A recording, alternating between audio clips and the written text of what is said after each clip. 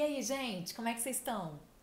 Ó, vou dizer uma coisa pra vocês. Essa parte que a gente vai ler hoje foi super significativa pra mim. Toda vez que a gente relê um conteúdo desse, né, que vai entrando aos pouquinhos na nossa consciência, é como se a gente estivesse lendo pela primeira vez.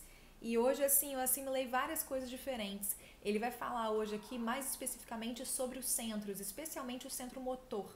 A gente vai entender melhor na prática o que ele fala na teoria, assim como usar na prática o que ele fala na teoria, como isso pode interferir no nesse nosso processo de lembrança de nós mesmos. Vou começar então, vocês vão entender o que eu estou querendo dizer. A gente terminou ontem falando. Continua falando sobre isso. Vamos lá, tem uma pergunta para ele. A lembrança de si mesmo é o método inicial desse sistema? Sempre falando sobre lembrança de si, né? Resposta: ela é o núcleo do processo inicial e tem que prosseguir, deve entrar em tudo. De início, isso parece inverossímil, porque podemos tentar nos lembrar de nós mesmos e então constatamos que, por longos períodos de tempo, isso não nos vem à mente. Começamos então, de novo, a nos lembrar disso. É um ciclo eterno, assim, a gente se lembra e esquece, se lembra e esquece. Mas, no entanto, os esforços dessa espécie nunca se perdem. Nunca é à toa, né? Algo se acumula e num dado momento, quando no estado habitual deveríamos estar inteiramente identificados e mergulhados nas coisas, descobrimos que podemos nos pôr de parte e exercer controle sobre nós. De repente a gente dá esse salto. Nunca sabemos quando isso ocorrerá, nem como será. Só devemos fazer o que podemos: observar-nos, estudar e, sobretudo, tentar nos lembrar de nós mesmos. Então, num dado momento, veremos os resultados. Pergunta: Quando começamos a utilizar a memória no sentido da lembrança de si mesmo? Resposta: a lembrança de si mesmo não está, na verdade, ligada à memória. É apenas uma maneira de dizer. Ela significa consciência de si mesmo. Devemos ser conscientes de nós mesmos. Ela começa com o processo mental de tentar lembrar-se de si mesmo. Essa capacidade de lembrar-se de si mesmo deve se desenvolver, porque na observação de si mesmo devemos tratar de estudar as nossas funções separadamente umas das outras. A função intelectual separada da emocional, a instintiva da motora. Isso é muito importante, mas não é fácil. É nesse sentido que eu falei que ele vai dar exemplos mais práticos, assim, a gente vai conseguir entender melhor. Às vezes falando dos centros, né? Motor, instintivo, intelectual, a gente fica meio perdido, mas o que é isso? Hoje a gente vai entender. Pergunta: o senhor quer dizer que devemos praticar a observação dessas funções diferentes? Resposta: sim. Em certos momentos do dia, devemos tentar ver em nós o que pensamos, como sentimos, como nos movemos e assim por diante. Como nos movemos, né? O centro motor. Uma vez podemos nos concentrar na função intelectual, outra na função emocional, depois na função instintiva ou na motora. Tentem, por exemplo, ver em que estão pensando, por que pensam e como pensam. Isso é exercício mesmo, é exercício. Tentem observar sensações físicas como calor, frio, o que veem, o que ouvem. Depois, toda vez que fizerem um movimento, podem ver como andam, sentam, ficam em pé, etc. Como a gente faz isso, que é geralmente tão automático, tudo isso. Não é fácil separar as funções instintivas, porque na psicologia comum elas estão misturadas com as funções emocionais. É necessário algum tempo para pô-las no seu devido lugar. Pergunta: haveria algum sentido em contrariar certas ações habituais, como ir dormir a determinada hora da noite? Resposta: mudanças mecânicas como essa podem ser úteis logo no início do estudo de si mesmo, mas não podem produzir efeitos duradouros. Podem ajudá-lo a ver alguma coisa que de outro modo não veria, mas por si próprias não podem gerar nenhuma mudança.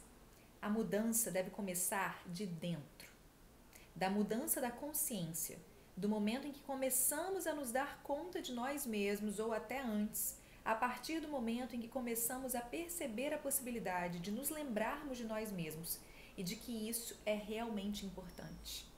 Só que, infelizmente, acontece com frequência que as pessoas começam bem e em seguida perdem a direção do esforço, desse esforço de direcionar a nossa atenção para a lembrança de nós mesmos.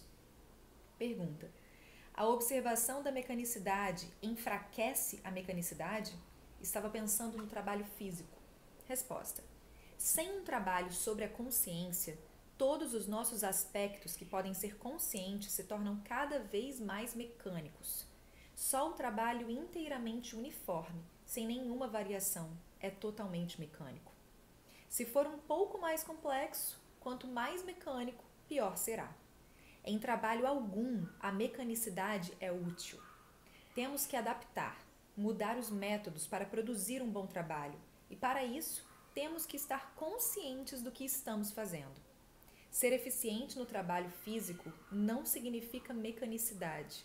O treinamento não nos torna mais mecânicos. Ser um especialista significa ser inteligente em relação ao seu próprio trabalho. Não reproduzir tudo de forma mecânica, automática. Pergunta: os centros motor e instintivo parecem trabalhar mais uniforme e normalmente do que os centros intelectual e emocional. Por quê? Eu achei maravilhoso isso, olha só. Resposta: porque do contrário, as pessoas iriam para a esquerda em vez de ir para a direita e nunca chegariam onde querem. Ele está falando do centro motor, por exemplo. E se o centro instintivo fosse como é, hoje, o centro intelectual ou emocional, um homem logo se envenenaria. Um certo grau de normalidade é obrigatório para os centros instintivo e motor. Os outros centros podem enlouquecer sem que haja um dano imediato. Porque, gente, o nosso centro intelectual e emocional realmente é uma loucura. A gente é muito insano, assim, na maneira como esses centros funcionam. É por isso que ele pergunta, né? Ele diz que a pergunta para ele foi essa, que os centros motor e instintivo parecem trabalhar de uma maneira mais normal, mais uniforme do que os centros intelectual e emocional. Porque nessa maneira de pensar e de sentir as emoções, a gente é uma montanha-russa. Pega esse período de quarentena, é uma loucura, não existe uniformidade, não existe padrão de sentimento, do que você pensa, do que você sente. É realmente, assim, insano. E aí eu achei maravilhoso isso. Os outros centros podem enlouquecer sem que haja um dano imediato. A gente fica só aqui, enlouquecido aqui. Mas se a gente enlouquece no centro motor, que são os nossos movimentos, no centro instintivo, que são as nossas, enfim, a maneira como a gente reage, age instintivamente, a gente pode realmente sofrer danos mais graves, né? Para compreender a mecanicidade do homem, é muito útil aprender a pensar nele como se fosse uma máquina, estudar as funções dessa máquina e compreender as principais divisões das funções, não apenas de modo geral, em teoria, mas estudá-las na sua atividade, tomar conhecimento de como trabalham. Essa divisão em 4 funções é apenas uma divisão preliminar, porque cada uma delas é outra vez subdividida. Tudo isso tem que ser estudado e compreendido pela observação, porque o estudo teórico não dá o mesmo resultado, não leva às mesmas conclusões, não mostra a mesma verdade. Na verdade, a gente só ouve palavras, né? Não integra o que isso quer dizer mesmo dentro da gente. Por exemplo, muito poucos sistemas reconhecem a existência do centro ou mente instintiva, e nenhum sistema de que ouvi falar reconhece a existência de uma mente motora independente. Contudo, o centro motor desempenha um papel importante na nossa vida, de modo que a falta dessa divisão prejudica, em grande parte, os resultados da observação habitual do homem, especialmente na psicologia moderna, pois desde que não se reconhece esse fato, muitas coisas são atribuídas a uma origem errada.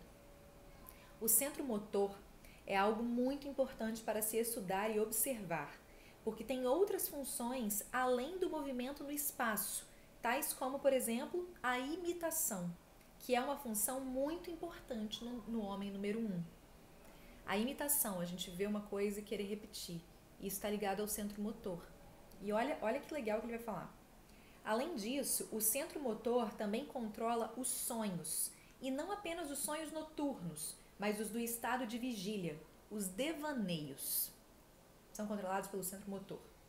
E uma vez que a maior parte da nossa vida se passa, quer nos sonhos reais, quer nos devaneios, o estudo da função motora é muito importante. Pensamos que o aspecto intelectual e emocional é o mais importante, mas na verdade a nossa vida é controlada a maior parte do tempo pelos centros instintivo e motor. Assim, o centro motor tem muitas funções úteis e muitas funções inúteis. Aí ele vai explicar aqui agora melhor. Pergunta: há alguma relação entre o comportamento mecânico e o centro motor? Resposta: não.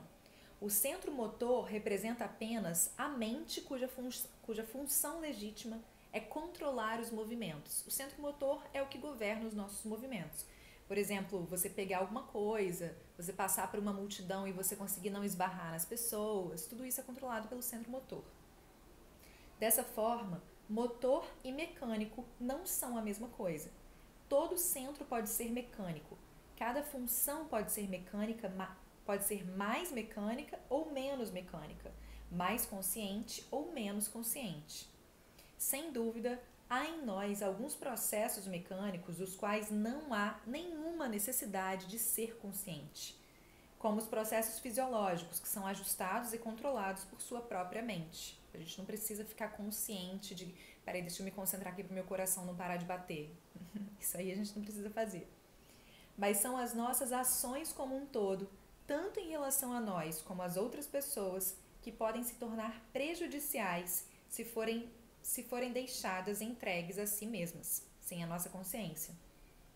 Aí eu anotei aqui: atuar de forma mecânica com o centro motor faz com que a gente perca muita energia. Quando a gente atua de forma mecânica, por exemplo, quando a gente faz tudo de forma muito apressada, muita pressa, tudo você faz com muita pressa, você perde muita energia com isso. Ou então manter os músculos sempre muito tensionados. É muita energia que a gente está perdendo sem nem se dar conta. E aí é muito legal, todos esses movimentos, né, são movimentos não intencionais, inconscientes. Eu não estou me ligando que eu estou toda tensionada, de repente alguém fala, relaxa os ombros, eu falo assim, nossa, meu Deus, eu tava com os ombros muito tensionados, eu não tinha percebido. Tira a língua do céu da boca. Gente, é verdade. A gente fica muito enrijecido normalmente. E aí é muito legal porque realmente existe essa relação com os centros emocional e intelectual. Esses centros, eles estão todos muito ligados mesmo. Por exemplo, se eu me conscientizo, lembro de mim com relação ao meu centro motor e percebo que eu estou enrijecida. Aí eu vou lá e distensiono. Só que fazendo só isso, daqui a pouquinho eu vou provavelmente ficar tensionada de novo. Eu preciso também estar consciente do meu centro emocional e intelectual. O que eu estou pensando, o que eu estou sentindo, as emoções negativas, porque provavelmente isso também faz com que eu fique enrijecida. Então eles realmente estão totalmente interligados, embora sejam independentes, pelo que ele diz aqui. Já está acabando o nosso tempo, vou falar só mais um pouquinho. Pergunta: o falar sempre é mecânico? Muitas vezes falo antes de ter tempo de impedir a minha fala. Resposta: na maioria dos casos, sim. Essa é uma das primeiras coisas que temos que observar, a nossa fala mecânica. Pergunta: eu costumava pensar que ao falar das minhas observações, estava dando uma expressão a elas. Resposta: o falar pode ser muito diferente. Podemos falar por falar ou podemos nos fazer falar com esforço, com atenção, né? Colocando atenção no que a gente está falando. O falar pode ser despertar e pode ser dormir. Tá, eu vou continuar daqui amanhã. Gente, eu espero que vocês tenham conseguido, se vocês estiverem, sei lá, querendo compartilhar alguma coisa, se... É muito profundo isso tudo que ele fala. Realmente é uma reprogramação, é uma maneira de olhar para tudo isso muito diferente do que a gente conhece. Então, se vocês quiserem compartilhar qualquer coisa, sei lá, perguntar alguma coisa ou dizer algo que vocês pensam, estou aqui aberta para a gente poder trocar e aprender e entender esse sistema juntos.